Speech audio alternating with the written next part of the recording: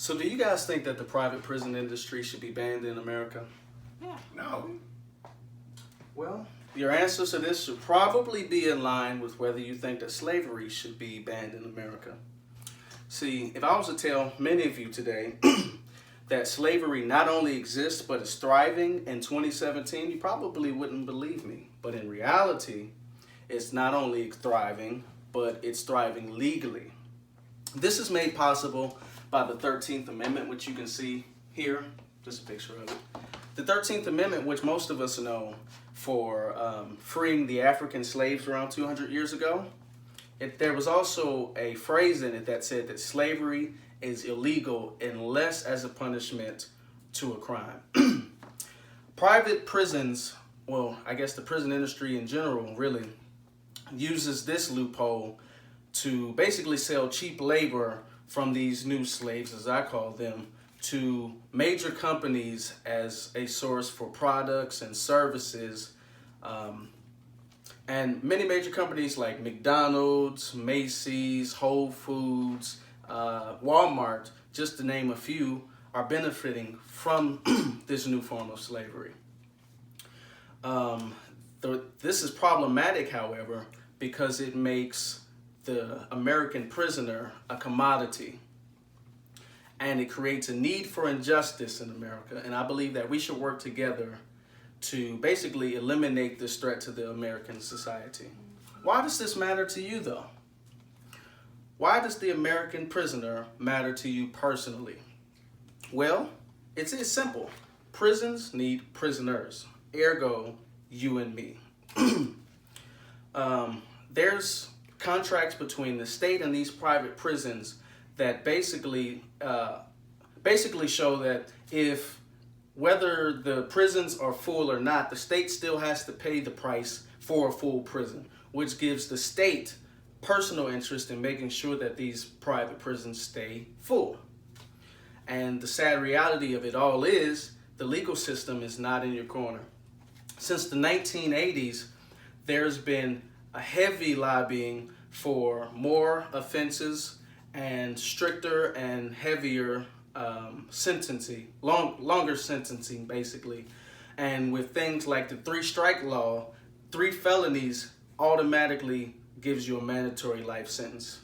And the reality is these don't include, or these aren't just violent felonies, these are also including non-violent felonies, like say if someone goes and steals a bike or uses fake gambling chips, this still counts towards your 3 that could land you a life full of love, happiness, and slavery. Okay, so statistics show from global research that 97% of the people in federal prisons are actually in on nonviolent crimes. And the same global research from the Department of Justice shows that there's an estimated 623,000 prisoners in county jail that are actually innocent, which goes against everything that we've been taught from a youth on up, that the people in these prisons are violent and they're people that are basically dangers to society, so we should lock them up, and it's our way of coping with what's going on in the prison system. This is actually against the reality of what's going on. So, what can we do to stop this? I believe there's a perfectly viable and practical way of doing so. In the UK, they're implementing a thing called community sentencing. This is where they take a stand and say, instead of basically punishing people, we're going to take a stand and try to rehabilitate them. So they send them to rehabilitation programs and sentence them to do basically work in the community. This is good because there's a 14% less reconviction rate than those who actually go to prison. And being that the majority of people that are in prison anyway are in nonviolent crimes, there's not really a reason for them to be locked up in the first place. Now, the second thing is we've got to remove the financial aspect of the prison industry. If we say that there's no longer a way basically to make a profit, we remove the incentive for there to be a private prison industry, which removes the incentive for there to be injustice, which basically says that if there's less injustice in America, there will be less people wrongly locked up or wrongly accused and sent away for things that they didn't do. So now, what can we do today, right now, to help? There's many petitions going around. The one that I'm presenting you today with is called the Move On petition, which is going against the private prison industry and saying to the government that we want this to be done away with. And this, as American citizens, is what we have to do.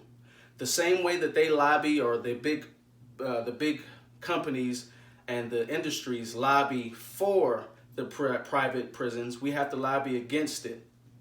This is not meaning every citizen should have to go to Washington, D.C. and let their voices be heard. There's plenty of organizations that are